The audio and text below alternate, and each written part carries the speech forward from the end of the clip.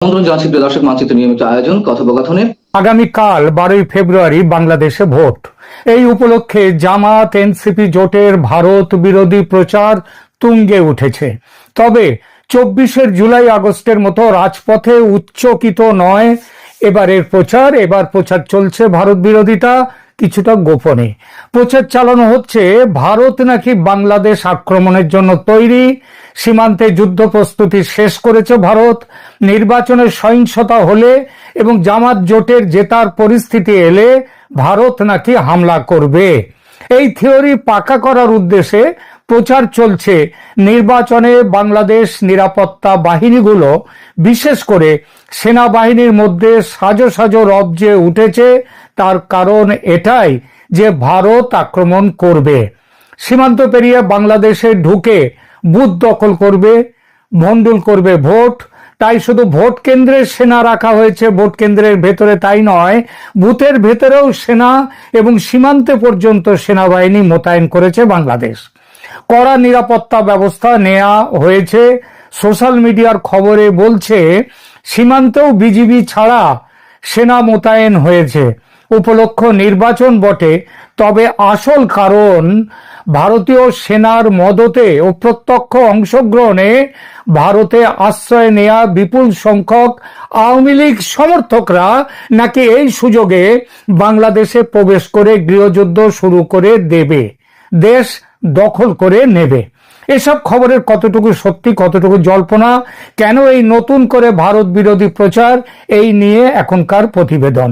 প্রথমে মূল কথাগুলো পরিষ্কার করে নিই, তারপর রাজনৈতিক নিরাপত্তার প্রেক্ষাপট আর ভারতের বাংলাদেশ আক্রমণের ও গৃহযুদ্ধের জল্পনা কেন, এই নিয়ে আলোচনা করব। বুথের ভেতরে সেনা, এই তথ্যটা কতটা সত্যি? এ পর্যন্ত যে সরকারি ও বিশ্বস্ত তথ্য পেয়েছি তার ভিত্তিতে বলতে পারি 12ই ফেব্রুয়ারির জাতীয় সংসদ নির্বাচন ও গণভোটকে কেন্দ্র করে প্রায় 8 থেকে 10 লাখ আইন শৃঙ্খলা রক্ষাকারী বাহিনী মোতায়েন হচ্ছে। পুলিশ, আনসার, ভিডিপি মানে village defence party, BGB, RAB, coast guard, সশস্ত্র পুলিশ ব্যাটালিয়ন এবং প্রায় 1 লক্ষ সেনা সদস্য মোতায়েন তারা। এবং এর মধ্যে আবার বাংলাদেশ নেভিও বলেছে তারা নাকি কতগুলো নৌজাহাজ সেই সবগুলো কাজে লাগাচ্ছে। জানি না সেসব কাজগুলো কিভাবে হচ্ছে, কেন হবে, তবে কারণগুলো কি হতে পারে সেইটা বলি। বিভিন্ন সরকারি সার্কুলার ও ব্রিফিং এ স্পষ্ট করে বলা হয়েছে প্রতিটি ভোট কেন্দ্রের ভেতরে সরাসরি দায়িত্বে থাকবে মূলত পুলিশ ও আনসার, ভিডিপি, আর সেনাবাহিনী থাকবে ইন এইড টু সিভিল পাওয়ার, অর্থাৎ বেসামরিক যে ক্ষমতা শক্তি তাদেরকে সমর্থনের জন্য, তাদেরকে সাহায্যের জন্য থাকবে সেনাবাহিনী। মোবাইল বা স্ট্রাইকিং ফোর্স হিসেবে তারা থাকবে, অর্থাৎ এলাকায় টহল দেবে, ক্যাম্প করবে, দ্রুত হস্তক্ষেপের জন্য প্রস্তুতি থাকবে, কিন্তু বুথ পরিচালনার দায়িত্বে সেনা থাকবে না। স্বরাষ্ট্র মন্ত্রণালয়ের নির্দেশনায় বলা হয়েছে প্রতিটি সাধারণ ভোট কেন্দ্রে, মনে রাখবেন ভোট কেন্দ্র আর ভোট কক্ষ এক নয়, ভোট কেন্দ্র, একটি ভোট কেন্দ্রে একাধিক ভোট কক্ষ বা বুথ থাকে। প্রত্যেকটা ভোট কেন্দ্রে 2 জন সশস্ত্র পুলিশ এবং 3 জন আনসার, তার মধ্যে 1 জন সশস্ত্র সেকশন কমান্ডার থাকবেন। আর গুরুত্বপূর্ণ যেসব কেন্দ্রগুলো, এগুলো হচ্ছে সাধারণ ভোট কেন্দ্রে, আর গুরুত্বপূর্ণ যেসব ভোট কেন্দ্রে যেগুলোতে আছে, যেগুলো কিছুটা বা যারা একটু মানে কি বলবো গুরুত্বপূর্ণ এই অর্থে যে সেখানে গন্ডগোলের সম্ভাবনা আছে, সেসব জায়গায় 3-4 জন সশস্ত্র পুলিশ থাকবে, 3 জন আনসার থাকবে, এবং এছাড়াও প্রতিটি কেন্দ্রে অতিরিক্ত 10 জন লাঠিধারী আনসারও থাকবে, যার 6 জন পুরুষ, 4 জন নারী। অর্থাৎ ভোট কেন্দ্রের ভেতরে নিয়োজিত বাহিনীর কম্পোজিশন স্পষ্টভাবে পুলিশ, আনসার এদের, সেনাবাহিনীর নয়। অন্যদিকে সেনাবাহিনীকে প্রায় 1 লক্ষ সদস্য সহ সারা দেশে 544টি ক্যাম্প থেকে টহল ও স্ট্রাইকিং ফোর্স হিসেবে মোতায়েন করা হচ্ছে। তাদের টহল পোলিং সেন্টার পেরিফেরি পর্যন্ত যাবে, তাদের চারপাশ পর্যন্ত যাবে, সীমানা পর্যন্ত যাবে, কিন্তু অর্থাৎ কেন্দ্রের আশপাশ, রাস্তাঘাট, সংযোগ এলাকায়, এইসব এলাকায় থাকবে সেনাবাহিনী। সেনাবাহিনীর এক ব্রিফিং এ বলা হয়েছে তারা কেন্দ্রের প্রেমিসেস বা প্রাঙ্গণের এলাকায় তার টহল দেবে, এবং ম্যাজিস্ট্রেসি পাওয়ার পাবে, কিন্তু কোথাও বলা হয়নি যে প্রতিটি বুথের মধ্যে সেনা ঢুকে বসে থাকবে। কিছু নথি খসড়া বা আলোচনায় আর্মির পরিকল্পনা সংক্রান্ত রিপোর্টে উল্লেখ আছে যে ভোট কেন্দ্রে মারাত্মক বিশৃঙ্খলা হলে প্রয়োজনে সেনা সদস্যরা প্রয়োজনে কেন্দ্রের ভেতরে ঢুকতে পারবেন, অর্থাৎ এমার্জেন্সি ইন্টারভেনশন। এটা আইনি ও বাস্তব দৃষ্টিকোণ থেকে খুবই স্বাভাবিক। কোন দেশের সামরিক বাহিনী মোতায়েন থাকলে গুরুতর সহিংসতা ঠেকাতে তারা সাময়িকভাবে প্রেমিসিসের ভেতরে ঢুকতে পারে, কিন্তু যে ধরনের জল্পনা ছড়ানো হচ্ছে এইবার নাকি ইতিহাসে প্রথম বুথের ভেতরে সবসময় সেনা মোতায়েন থাকবে, তারা বসে থেকে ভোট মনিটর করবে, এসবের পক্ষে এখনো পর্যন্ত কোনো সরকারি নথি, ইলেকশন কমিশনের নির্দেশনা বা কোনো বড় গণমাধ্যমের রিপোর্ট নেই। একমাত্র একটি বক্তব্য অবশ্য ইলেকশন কমিশনার বলেছেন কেন্দ্রের ভেতরে ও বাইরে কঠোর নিরাপত্তা নিশ্চিত করতে হবে, আর্মি, পেট্রোল ও যৌথ বাহিনীর অপারেশন জোরদার হবে। কিন্তু এখানেও খেয়াল করুন, ভেতরে বাইরে নিরাপত্তা এই কথাটা নীতিগতভাবে সাধারণ অর্থে বলা হয়েছে, ফলে যতটা তথ্য পাওয়া যাচ্ছে তাতে বলা যায় প্রতিটা বুথে নিয়মিতভাবে সেনা বসে থাকবে। এটা ঠিক নয়। এবার দেখা যাক এত কড়া নিরাপত্তা কেন। এইবারের সিকিউরিটি অ্যারেঞ্জমেন্ট অনন্য রেকর্ড, এটা সরকার তাদের ভাষাতে বলেছে। এর পেছনে কয়েকটা বড় প্রেক্ষাপট আছে। 2024 সালের আগস্টের গণ আন্দোলন ও সহিংসতার সময় থেকে এখন পর্যন্ত দেশের আইন শৃঙ্খলা কাঠামোতে বড় রকমের বিপর্যয় এসেছে, শক এসেছে। পুলিশের মনোবল, অস্ত্র লুট, দুষ্কৃতিকারী গোষ্ঠী তাদের সংগঠিত হওয়া ইত্যাদি বহু কারণ আছে। সরকারি ব্রিফিং এ বলা হয়েছে, সরকার নিজে স্বীকার করেছে 2024 সালের ওই সময়ে লুট হওয়া প্রায় 1350 আগ্নেয়াস্ত্র এখনো উদ্ধার হয়নি। এছাড়া পাকিস্তান থেকেও জাহাজে প্রচুর অস্ত্র এসেছে এবং সেসব অস্ত্র সন্ত্রাসীদের হাতে গিয়েছে বলে বিভিন্ন সূত্রে খবর। এগুলো নির্বাচনকে ঘিরে ব্যবহার হওয়ার ঝুঁকি আছে, এটা নিরাপত্তা বাহিনী আশঙ্কা করছে। সব মিলিয়ে সহিংসতার এই ঝুঁকি নিয়ে ইলেকশন কমিশন ও সেনা দুপক্ষই অতিরিক্ত সতর্ক। এই প্রেক্ষিতে 50-এর বেশি ভোট কেন্দ্রকে ঝুঁকিপূর্ণ দেওয়া হয়েছে।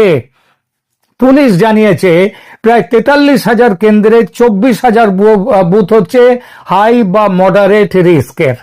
এর প্রতিক্রিয়ায় 90% কেন্দ্রে সিসিটিভি বসেছে, অনেক জায়গায় পুলিশকে বডি ক্যামেরা দেওয়া হয়েছে, স্ট্রাইকিং টিম, মোবাইল টিম এসব রাখা হচ্ছে। সব মিলিয়ে ভোট কেন্দ্রকে একেবারে যেন সামরিকীকরণ করার একটা, মানে যেন মিলিটারি আর্মির দখলে নেওয়ার মতো যেন একটা শক্ত প্রবণতা আছে, কিন্তু এর ভেতরের ম্যানেজমেন্ট এখনো ফর্মালি বেসামরিক বাহিনীর হাতে। এবার সীমান্তে বিজিবি সেনা মোতায়েনের গল্পটা, এই প্রশ্ন নিয়ে আলোচনা করি। সরকারিভাবে যা পরিষ্কারভাবে যা জানা যাচ্ছে সেটা হলো নির্বাচনের আগে বিজিবি মানে বাংলাদেশ বর্ডার গার্ডস তারা পুরো সীমান্তে নজরদারি বাড়িয়েছে। রাজশাহী সমেত বিভিন্ন সেক্টরে অতিরিক্ত platoon, helicopter, standby, mobile ও স্ট্রাইকিং ফোর্স এসবের কথা বিজিবির যে ব্রিফিং সেখানে এসেছে। ভারতের বিএসএফ এর সঙ্গে একের পর এক সমন্বয় সভা করছে বিজিবি, যাতে সীমান্তে স্থিতিশীলতা থাকে ও অনুপ্রবেশ, অস্ত্র, ড্রাগ পাচার, নাশকতা এগুলো ঠেকানো যায়। এসব রিপোর্টে স্পষ্টভাবে বিজিবির ভূমিকা সামনে। বাংলাদেশ সেনাবাহিনীকে সরাসরি সীমান্ত গার্ড হিসেবে মোতায়েন করার কোনো সুস্পষ্ট সরকারি ঘোষণা নেই। সেনাবাহিনী যেহেতু সারা দেশে মোতায়েন, তাদের ক্যাম্প ও টহলের অংশ কোনো কোনো জায়গায় সীমান্ত অরবিটের ভেতরে, তাদের এলাকার ভেতরেও পড়তে পারে এবং আছে, কিন্তু তার নির্বাচন উপলক্ষে সীমান্তে সেনা মোতায়েন নয়। আজকে সকালে এমন একটা কথা পেলাম, যেন একটা ইউটিউবেই পেলাম কথাটা, খুব নামি ইউটিউব, সেখানে আমাদের ভারতের একজন বিশেষজ্ঞকে ডেকে নিয়ে যাওয়া হয়েছে সেখানে মতামত দেওয়ার জন্য। তাকে ওই প্রশ্নটা করা হলো যে সীমান্তে সেনা মোতায়েন এত বিপুলভাবে করা হচ্ছে কিনা। সেখানেই জানতে পেরেছিলাম যে বুথে বুথে সেনা মোতায়েনের কথা। আসলে এসব ছড়ানো হচ্ছে ভারত বিরোধী জিগির একটা নতুন চেহারায় তুলে ধরার জন্য। চেহারাটা হলো নির্বাচনের সুযোগ নিয়ে ভারত বাংলাদেশে সামরিক অভিযান করতে পারে, তাই সীমান্তে সেনা মোতায়েন করেছে বাংলাদেশ। অদ্ভুত থিওরি। ভারতীয় সেনার মদতে আওয়ামী লীগ সমর্থকরা বাংলাদেশ আক্রমণ করতে পারে, গৃহযুদ্ধ বাড়তে পারে। এই কথাগুলো কতটা বাস্তবসম্মত? এখানে তিনটে স্তর আলাদা করতে হবে। একটা বাস্তব রাজনৈতিক প্রেক্ষাপট, একটা সীমান্ত নিরাপত্তার যৌক্তিক আশঙ্কা, আর তৃতীয়ত ভারতীয় সেনা এবং আওয়ামী লীগের ক্যাডার মিলে গৃহযুদ্ধ বাঁধাবার ষড়যন্ত্র, এই যে তত্ত্বটা, সেইটা। এই তিনটে ভাগে কথা বলবো। আওয়ামী লীগকে 2026 সালের এই নির্বাচনে প্রতিদ্বন্দ্বিতার বাইরে রাখা হয়েছে। এটাকে আওয়ামী লীগ ও অনেক মানবাধিকার গোষ্ঠী ড্রাকোনিয়ান ব্যান বলে উল্লেখ করেছে, মানবাধিকারের বিপুল উল্লঙ্ঘন। ভারতের তীব্র বিরোধিতা করছে অনেক আগে থেকে। হাসিনা পরবর্তী ইউনূস সরকার ভারতের প্রতি আদৌ সৌহার্দ্যপূর্ণ নয়, এটা একেবারে অত্যন্ত সত্যি। কিন্তু তাই বলে বাংলাদেশকে কঠিন শিক্ষা দেওয়ার হলে আগেই সেটা দিতে পারত ভারত, নির্বাচনের অপেক্ষায় বসে থাকতো না। আর ভারতে আশ্রিত আওয়ামী সমর্থকদের নিয়ে 71-এর মতো মুক্তিবাহিনী তৈরি করে বাংলাদেশে সামরিক অভিযানের যে চক্রান্তের গল্প ছড়ানো হচ্ছে, সে সম্পর্কে বলতে গেলে প্রথমেই বলতে হয় 71 আর 26-এর প্রেক্ষিতে বিস্তর ফারাক। এটা ঠিক যে সেবারের মতো বিপুল সংখ্যক আওয়ামী সমর্থক ও সংখ্যালঘু হিন্দু সম্প্রদায়ের মানুষ সহ অনেকেই নিরাপত্তাজনিত কারণে ভারতে চলে এসেছে গত 1.5 বছরে, এবং তারা আসতে চাইছে আরো অনেকেই। এই প্রবাহ ভবিষ্যতে আরো বাড়তে পারে বলে সতর্কতা আছে। ভারতীয় নিরাপত্তা বিশ্লেষকদের একাংশের মূল ভয় বরং বিপরীত দিক থেকে, মানে ভারত বাংলাদেশে ঢুকবে না, যদি বাংলাদেশ থেকে নির্বাচনে পরে বাংলাদেশে অস্থিরতা বাড়ে নির্বাচনে, তাহলে জামাত ও ইসলামী মৌলবাদী গোষ্ঠী যদি ক্ষমতায় শক্ত অবস্থান পায়, তাহলে বিপুল সংখ্যক হিন্দু সংখ্যালঘু, আওয়ামী সমর্থক এবং পাহাড়ি জনজাতি গোষ্ঠী ভারতীয় ভূখণ্ডে পালিয়ে আসতে পারে। এমনকি বিএনপির লোকজনও কিছু কিছু ভারতে চলে আসতে যে পারে, সে সম্ভাবনা উড়িয়ে দেওয়া যায় না। আবার উল্টো আরো একটা কথা আছে, কোন থার্ড ফ্রন্ট বা জিহাদি নেটওয়ার্ক বাংলাদেশের মাটিকে ব্যবহার করে ভারতের উত্তর পূর্বে তৎপরতা চালাতে পারে। এমন আশঙ্কায় ভারত নিজের সীমান্ত সুরক্ষায় সেনা ও বিএসএফ এর উপস্থিতি বাড়াচ্ছে। এটা কি আদৌ অসম্ভব মনে হলো? এটাই তো একান্ত স্বাভাবিক প্রতিক্রিয়া বাংলাদেশে যা চলছে তার বিরুদ্ধে। বাংলাদেশের পক্ষ থেকে বিজিবি সীমান্ত টহল বাড়িয়েছে, helicopter, quick response force, drone, K9 ইত্যাদি কথা বলছে। তারা বলছে অবৈধ অনুপ্রবেশ, অস্ত্র, ডাক পাচার, নাশকতা রোধী মূল টার্গেট। এ সব কিছুর ভেতরে কোথাও বিশ্বাসযোগ্য জায়গা থেকে এই কথা বলা হচ্ছে না যে ভারতীয় সেনার সরকারি পলিসি হিসেবে আওয়ামী লীগ সমর্থকদের সংগঠিত করে বাংলাদেশে ঢুকিয়ে গৃহযুদ্ধ বাঁধাবে কিংবা বাংলাদেশ দখল করে নেবে। এটা কোনো জায়গা থেকে বিশ্বাসযোগ্য জায়গা থেকে এই কথা কিন্তু বলা হচ্ছে না। এটা যে শুধু কষ্ট কল্পনা তাই নয়, ডাহা মিথ্যা। তাহলে এই গুজব তৈরি কেন? কিছু বাস্তব উপাদান আছে যেগুলোকে মিক্স করে মিলিয়ে মিশিয়ে ষড়যন্ত্র তত্ত্ব বানানো খুব সহজ। একটু আগে বললাম 71-এর কথা। 1971-এ ভারত আনুষ্ঠানিকভাবে মুক্তিবাহিনীকে প্রশিক্ষণ ও অস্ত্র দিয়ে পাকিস্তানের বিরুদ্ধে গেরিলা যুদ্ধ চালিয়েছিল। বাংলাদেশি জাতীয় স্মৃতিতে সেটার একটা শক্ত উপস্থিতি আছে। এখন হাসিনা নির্বাসিত, আওয়ামী লীগ নিষিদ্ধ এবং ভারতের সঙ্গে সম্পর্কের টানাপোড়েন, যারা আওয়ামী লীগের সমর্থক তাদের একটা অংশ চাইতেই পারে ভারত আবার 71-এর মতো সাহায্য করুক, তারা চাইছেও। বিপরীত পোলের রাজনৈতিক শক্তিগুলোর পক্ষে এই ভয় বাজারজাত করা, মানে এই জামাত এবং ওদের পক্ষে যারা আছে, এই ভয়টাকে বাজারজাত করা কৌশলগতভাবে খুব লাভজনক। দেখো, ভারতীয় সেনা নাকি ঢুকিয়ে দেবে বাংলাদেশে, গৃহযুদ্ধ লাগবে, তাই কঠোর ব্যবস্থা নিতেই হবে, তাই এই কড়া নিরাপত্তা, তাই সেনা সর্বত্র লাগিয়ে দেওয়া হয়েছে, এমন ন্যারেটিভ দিয়ে ভেতরের কঠোর মনিটরিংকে জাস্টিফাই করা যায়, আর সেই সঙ্গে ভোটের পাওয়ার প্রচারটাও করা যায়। আর সেটাই করছে জামাত, এনসিপি ও তার সঙ্গে থাকা দলগুলো। উদ্দেশ্য ভারত বিরোধী মানসিকতা উস্কে দিয়ে ভোটের বাজারে ফায়দা তোলা, যাতে বিএনপির সাম্প্রতিক যে ভারতের কাছাকাছি হওয়াটাকে নিজেদের স্বার্থে তারা লাগাতে পারে। একই সঙ্গে ভারত বিরোধী বাংলাদেশি অস্ত্রে শান দিয়ে ভোটের ফায়দা যাতে লোটা যায় তার জন্যই ভারত বাংলাদেশ আক্রমণ করতে পারে, গৃহযুদ্ধ বাঁধাতে পারে, আওয়ামী লীগের সৈন্য নিয়ে ভারতীয় সেনারা বাংলাদেশে ঢুকতে পারে, এইসব গল্প ছড়াচ্ছে। এর বাইরে আর কিচ্ছু নেই। অধ্যাপক ইউনূসের ঐতিহাসিক নির্বাচনে ঐতিহাসিকভাবে টাকার খেলা চলছে। সৈয়দপুর, কুমিল্লা, সিরাজগঞ্জ, চাঁপাইনবাবগঞ্জ, নোয়াখালী, চান্দনা এসে বিপুল পরিমাণ টাকা নিয়ে বিভিন্ন প্রার্থীর সমর্থকেরা ধরা পড়েছে। কোথাও টাকা বিলি করতে গিয়ে ধরা পড়ছে স্থানীয় জনতার হাতে, কোথাও আইন শৃঙ্খলা বাহিনীর হাতে। এর মধ্যে নির্বাচনের আগের দিন প্রায় 50 লাখ টাকা সহ ঠাকুরগাঁও জেলা জামাত ইসলামের আমির বিলাল উদ্দিন প্রধানের আটকের ঘটনায় হইচই পড়ে গেছে। জামাত ইসলামী অবশ্য দাবি করেছে ব্যবসায়িক কাজে নিয়ে যাওয়া এই টাকা নিয়ে অপপ্রচার চালানো হচ্ছে। এর বাইরে 10 ফেব্রুয়ারি মধ্যরাত থেকে বেশ কয়েকটি জায়গায় হামলা এবং অস্ত্রসহ আটকের ঘটনা ঘটেছে। দর্শক, এসব দৃশ্যমান বা যেসব ঘটনা মিডিয়াতে উঠে আসছে তার বাইরে পর্দার আড়ালে চলছে বেশ কিছু নাটকীয় ঘটনা। 11 ফেব্রুয়ারি সকাল থেকে কূটনৈতিক পাড়ায় দফায় দফায় অনুষ্ঠিত হয়েছে বেশ কয়েকটি বৈঠক। প্রশ্ন হলো, ভোটের আগে কি এমন বিষয় যেটি নিয়ে কূটনৈতিক পাড়ায় চলছে দৌড়ঝাঁপ? একাধিক সূত্র বলছে, গত কয়েক মাস ধরে জামাত ইসলামের জোটের পক্ষ থেকে বিএনপিকে যে প্রস্তাব দেওয়া হয়েছিল সেটি নিয়ে চূড়ান্ত নিশ্চয়তার জন্য চলছে এসব নাটক। জামাত ইসলামের পক্ষ থেকে বিএনপির শীর্ষ নেতৃবৃন্দের সাথে চলছে সমঝোতার চেষ্টা। নির্বাচনের দিন আর ভোটের পর দুটি বিষয় নিয়ে চলছে এই সমঝোতার চেষ্টা। শেষ পর্যন্ত এই সমঝোতা না হলে ভোটের মাঠের উত্তাপ আর সহিংসতা অনেক গুণ বেড়ে যেতে পারে এমন আশঙ্কা করছেন সংশ্লিষ্টরা। বিস্তারিত জানতে চলুন যাওয়া যাক বিশ্লেষণে।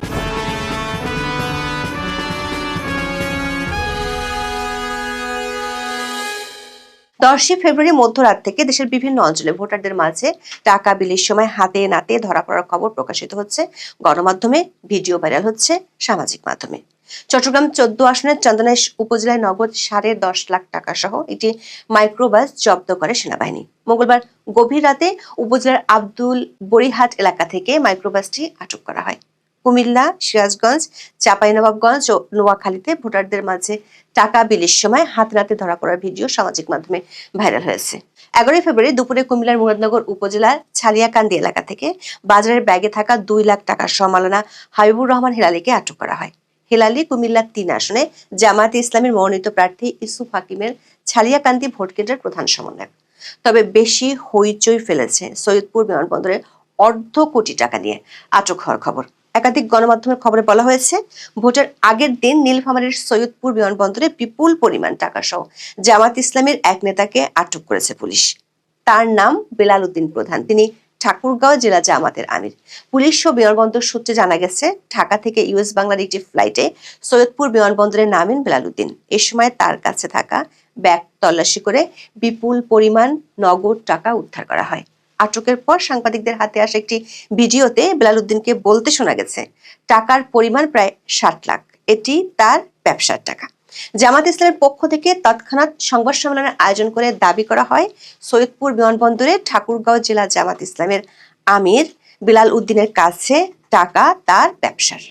এই টাকা নির্বাচনী প্রচারণার কোনো কাজে ব্যবহারের জন্য ছিল না বলে দাবি করেছেন জামাতের সহকারী সেক্রেটারি জেনারেল এহসানুল মাহবুব জুবায়ের। জামাতের একটি সূত্র বলছে, ভোটের আগের দিন বিলাল উদ্দিনের আটকের ঘটনাটি দলটিকে বেশ বেকায়দায় ফেলে দিয়েছে। টাকা বিলানোর ঘটনা ছাড়া 10 ফেব্রুয়ারি মধ্যরাত থেকে অধ্যাপক ইউনূসের ঐতিহাসিক নির্বাচনে বেশ কয়েকটি জায়গায় হামলা ও অস্ত্রসহ ধরা পড়ার ঘটনা ঘটেছে। সিলেটের সুবহানীঘাটের মৌবন আবাসিক এলাকায় একটি বাসা থেকে সংঘর্ষের বিপুল পরিমাণ সরঞ্জামাদি উদ্ধার করেছে পুলিশ। স্থানীয় বিএনপি নেতারা দাবি করেছেন, জামাতের নেতাদের পক্ষ থেকে এই সরঞ্জামাদি এনে রাখা হয়েছিল। কুষ্টিয়া 2 আসনে একটি ভোট কেন্দ্র থেকে 2টি সিসি ক্যামেরা চুরির ঘটনা ঘটেছে। শরীয়তপুরের জাজিরা উপজেলার বিকেননগর ইউনিয়ন পরিষদের সাবেক চেয়ারম্যান মুস্তাফিজুর রহমানকে আটক করেছে যৌথ বাহিনী। এই সময় মুস্তাফিজুরের বাড়ি থেকে বেশ কিছু ধারালো অস্ত্র উদ্ধার করা হয়। দর্শক, ভোটের একদিন আগে এসব খবর মিডিয়াতে এসেছে কিংবা ভিডিও ভাইরাল হচ্ছে সামাজিক মাধ্যমে। তবে এসব ঘটনার বাইরে পর্দার আড়ালে ঘটছে বেশ কিছু ঘটনা। বিশেষ করে কূটনৈতিক পাড়ায় চলছে বড় রকমের দৌড়ঝাঁপ। সকাল 10:15 থেকে 10:55 পর্যন্ত বৈঠক হয় অস্ট্রেলিয়ান হাই কমিশনার সুশান রায়ালের সাথে ভারতীয় হাই কমিশনার প্রণয় কুমার বর্মার। বৈঠকটি বারিধারার ভারতীয় হাই কমিশনে অনুষ্ঠিত হয়েছে। একই সময়ে কানাডিয়ান হাই কমিশনে 4টি দেশের দূতাবাসদের বৈঠক হয়েছে। ওই বৈঠকটিতে উপস্থিত ছিলেন British high commissioner councillor Stuart Powell, Netherland দূতাবাসের ফার্স্ট সেক্রেটারি কোর স্টুয়েটেন, ইতালি দূতাবাসের deputy chief of mission Federica Zamparelli. এর পরপরই ভারতীয় হাই কমিশনের সাথে মার্কিন দূতাবাসের কর্মকর্তাদের বৈঠক অনুষ্ঠিত হয়েছে। দুপুর 12:30টায় জামাত ইসলামের একটি অনুষ্ঠানে বেশ কয়েকটি দূতাবাসের কর্মকর্তারা যান। সেখানে তারা জামাতের আমির ডক্টর শফিকুর রহমান ও দলটির ইউরোপের মুখপাত্র ব্যারিস্টার আবু বকর সিদ্দিকীর সাথে বৈঠক করেন। বৈঠকটি বনের একটি হোটেলে 12 তলায় অনুষ্ঠিত হয়।